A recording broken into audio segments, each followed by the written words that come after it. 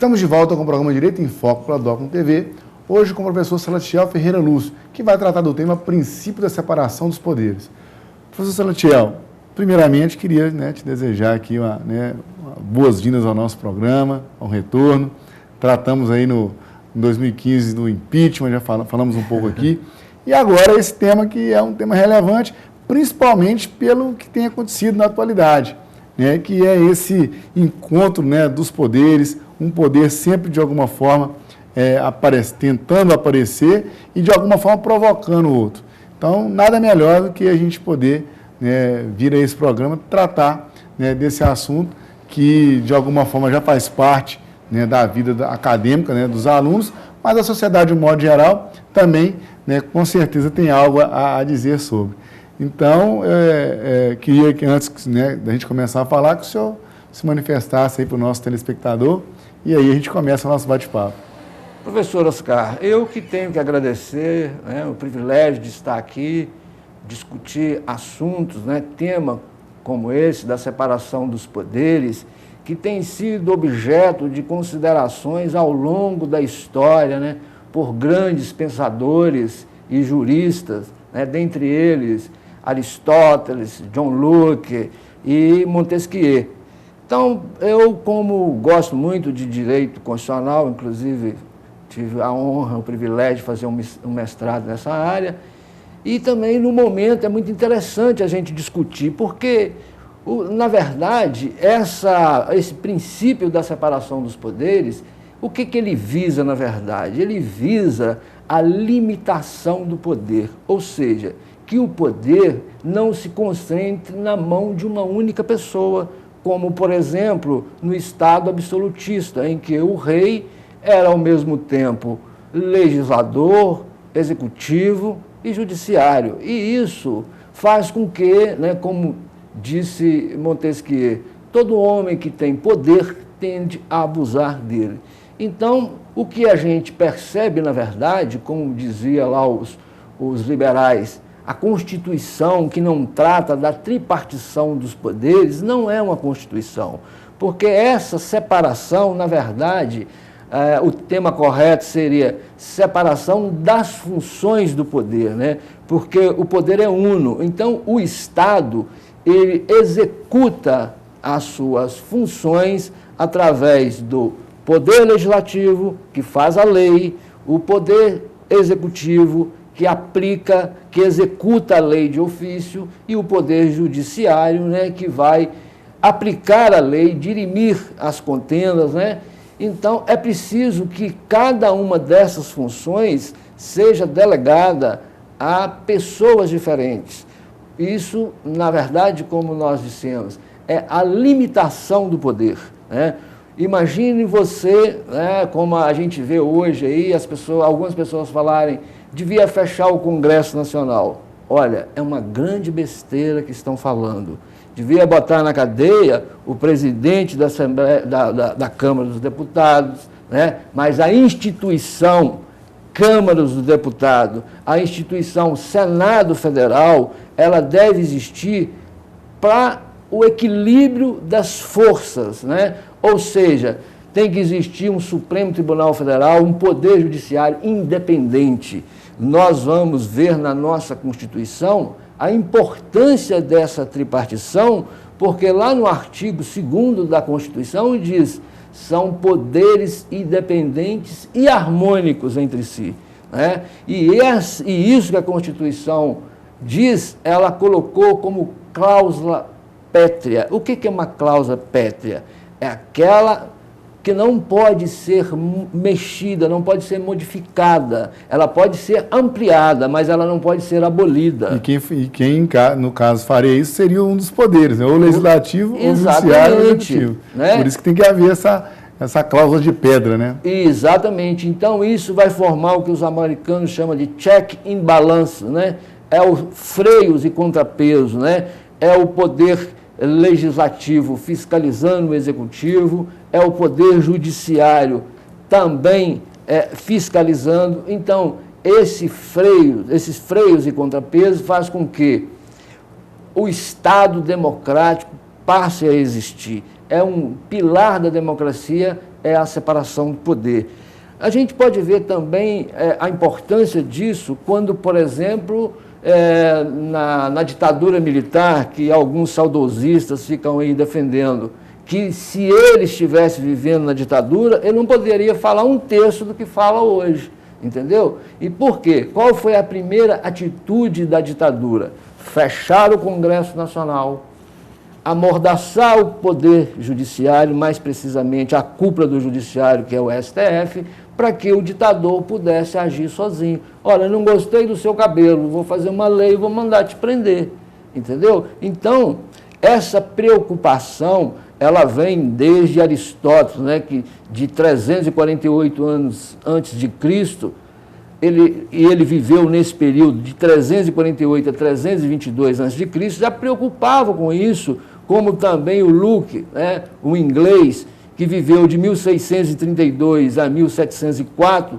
também deu continuidade a isso, até que chegou em Montesquieu, que viveu em 1689 a 1768, e que publicou uma obra chamada O Espírito das Leis, onde ele traçou contornos nítidos, né, dessa separação de poderes, objetivando o quê? Exatamente a limitação do poder, a limitação de atuação do Estado. O Estado agora não vai se confundir com a vontade do governante, como dizia lá o francês, o Estado sou eu, né? Agora não, o Estado ele vai ser limitado através dessas funções de poder.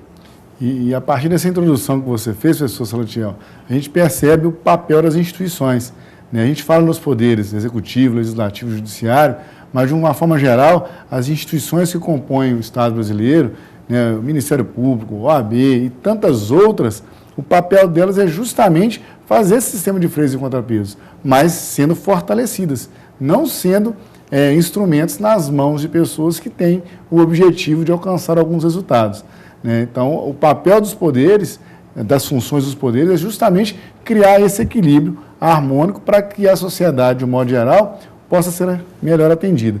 Mas a gente percebe que, muito embora a Constituição fale em harmonia, isso nem sempre acontece. Os poderes, às vezes, eles conflitam.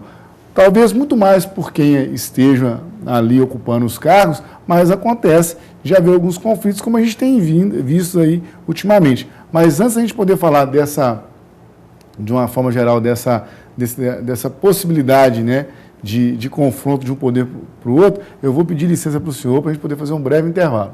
O programa Direito em Foco volta já.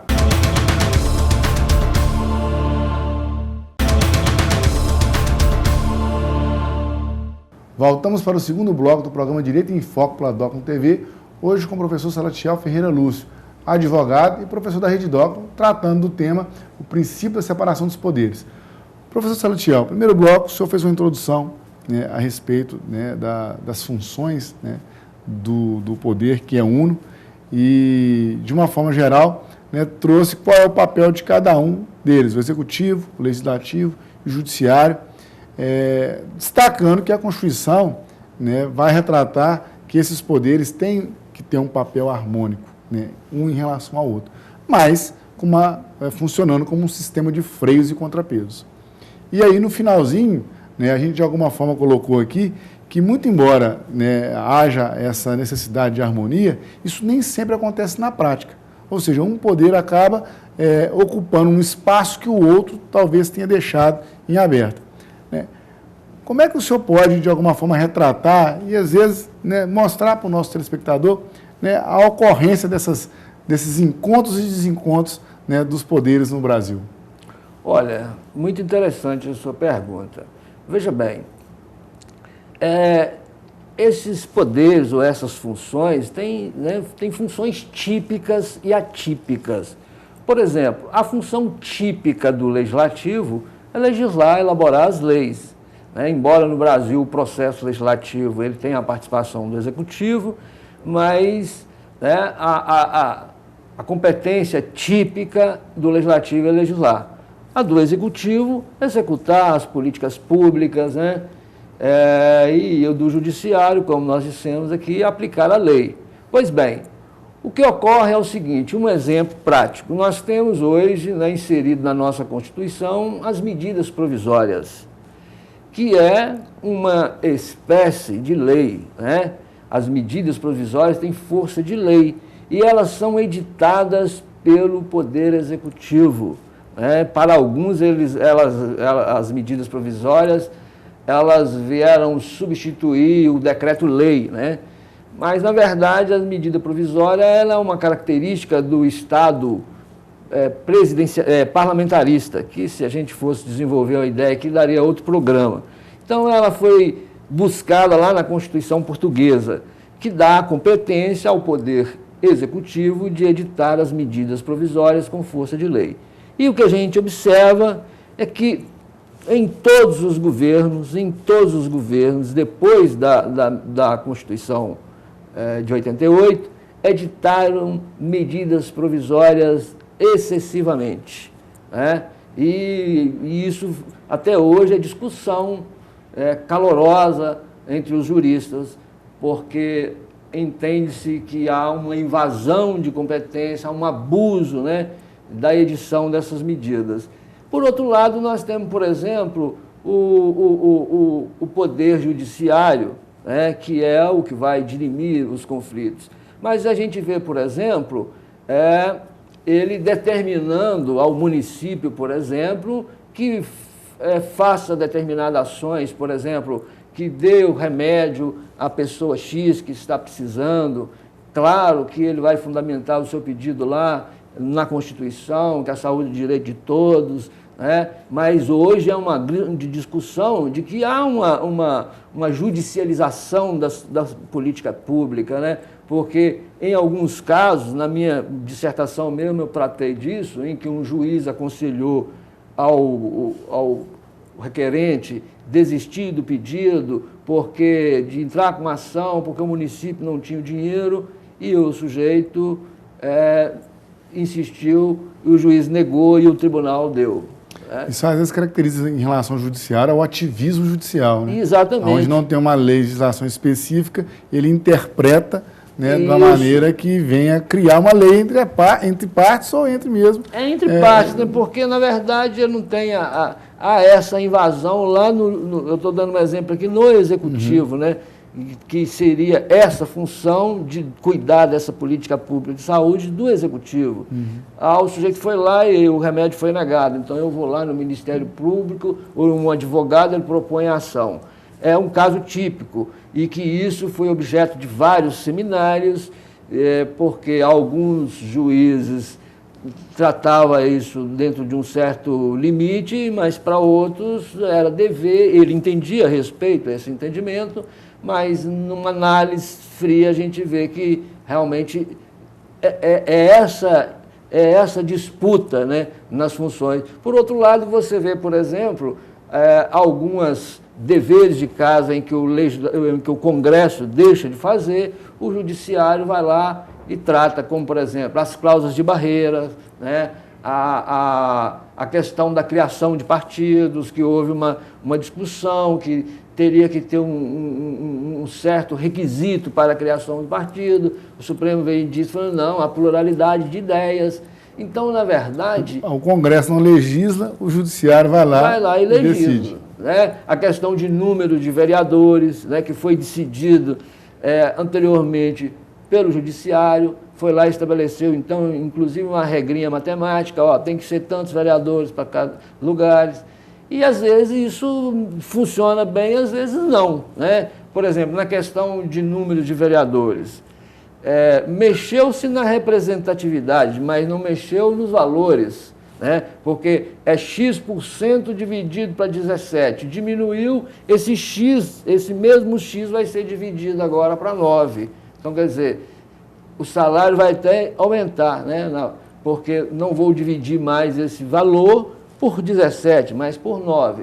Então, na verdade, esse os entraves, os empecilhos ainda, né, que a democracia, ela vai se aprimorando, né? Como a gente disse aqui, essa questão dos princípios, ela vem sendo tratada há muito tempo, né? E está se aperfeiçoando. Né? Nós vimos, por exemplo, lá com Platão, na sua obra A República, quando ele fala de uma Constituição mista, ele já está dizendo dessa divisão das funções. Aí depois vem Aristóteles, lá na sua obra A República, né? Depois vem o Montesquieu, que é hoje considerado, né, o criador dessa tripartição de poderes, mas todos esses tiveram que buscar as suas pesquisas em estudos anteriores, né? Então não foi eles propriamente que criaram essa teoria vem sendo desenvolvida ao longo do tempo, e eu acredito que nós estamos aperfeiçoando isso até hoje. Nós estamos falando de poderes, né? E aí me fez lembrar aqui, né, que a Constituição ela vai preceituar que todo poder emana do povo, né? Que o exerce através de representantes ou diretamente, né, na forma da lei. E eu estou falando isso para poder inserir, né, essa figura, né, o povo, o cidadão, nesse cenário. No meu mestrado, no meu doutorado, eu estudei um pouquinho, não só sobre a democracia, né, o poder do povo, mas também a poliarquia, poder de muitos. E ali há uma crítica, porque o poder do povo, primeiro tem que se identificar quem é o povo. Né? Quem é o povo, né, de um país? O estrangeiro é povo, né? O menor é povo. E o poder de muitos é quando se estabelece uma condição, por isso a gente reforçou a ideia das instituições, em que haja paridade nas tomadas de decisão. E o cidadão é muito importante. E colocando isso, eu estou só abrindo uma discussão que eu quero, né, que o senhor de alguma forma explore um pouquinho nesse terceiro bloco, que a gente vai agora, para poder, né, chamar a atenção do telespectador, do cidadão caratinguense, né, de uma forma geral da região, para que ele tenha que perceber que tem que atuar, tem que ajudar, né, nesse encontro, né, dos poderes. Porque é fundamental que o cidadão também pressione, ele tem que ser respeitado, ele tem que fazer parte dessa poliarquia, ele tem que ser parte desses muitos que de alguma forma influenciam a tomada de decisão. Mas antes eu vou pedir licença para o senhor novamente para a gente poder fazer um breve intervalo. O programa Direito em Foco volta já.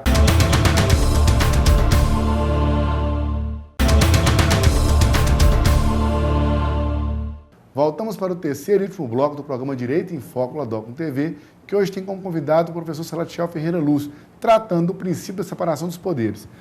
Professor Salatiel, primeiro bloco, o senhor introduziu, né, essa questão dos poderes e suas funções. O segundo, a gente trouxe, né, esses encontros e desencontros dos poderes, que muito embora sob a batuta da harmonia, né, às vezes destoa.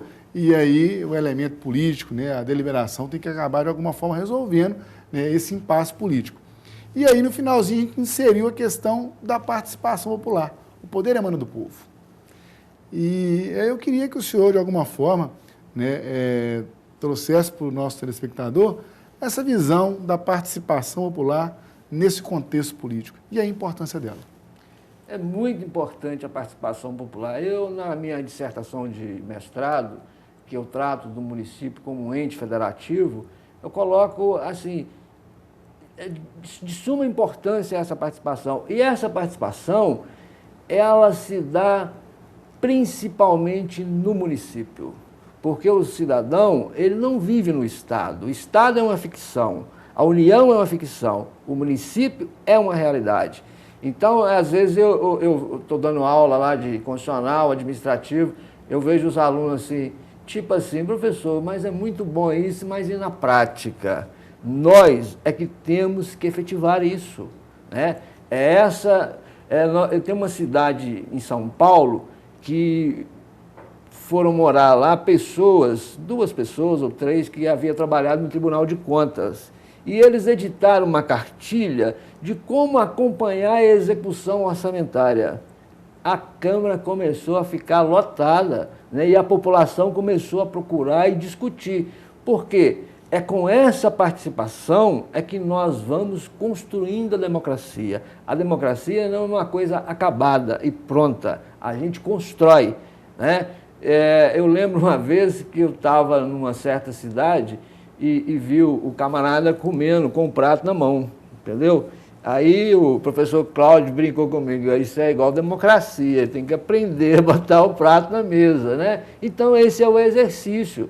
E a própria Constituição, ela Hoje, né, o cidadão deixa de ser mero espectador para ser partícipe. Está lá na Constituição. Por exemplo, alguns deputados, ou talvez a maioria de deputados e senadores, gostaria de ter uma ficha limpa?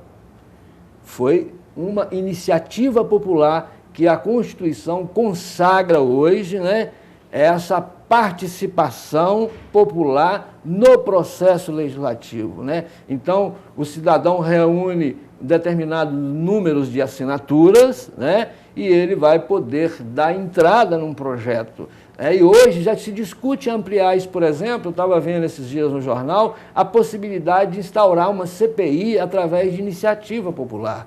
Então, isso é que vai construindo a democracia. E porque o Estado deveria oferecer, né, as condições de participação, mas o Estado ainda ele quer ficar isolado, né? Ele quer mandar. Então, a partir do momento que o Estado adota essa postura, nós temos que procurar a participar. Por exemplo, no Brasil, a gente hoje é muito comum ouvir falar em orçamento participativo. Eu, quando fui presidente da Câmara, nós criamos aqui a Tribuna do Povo, em que a gente abria espaço uma vez por mês para que as lideranças pudessem ir à Câmara e discutir os problemas, as propostas para a cidade, porque o dia que o administrador ver o cidadão como parceiro, ele vai fazer uma grande administração, porque não é do gabinete que ele vai buscar a solução dos problemas. A solução dos problemas está em discutir com a comunidade. Então, eu penso que tem que construir esse canal, né, de comunicação, povo e poder, né, porque é esse o objetivo do Estado. O Estado existe para a felicidade do seu povo. Se não fosse isso, para que vai ter Estado? Não é? Então, esse Estado, nós já vimos que a melhor forma é o Estado democrático de direito. E como é que se constrói esse Estado democrático de direito? Né? Você tem lá a tripartição dos poderes, você tem lá a participação popular, né? Então, são esses ingredientes que vão realmente construir um Estado democrático, vamos construir a democracia.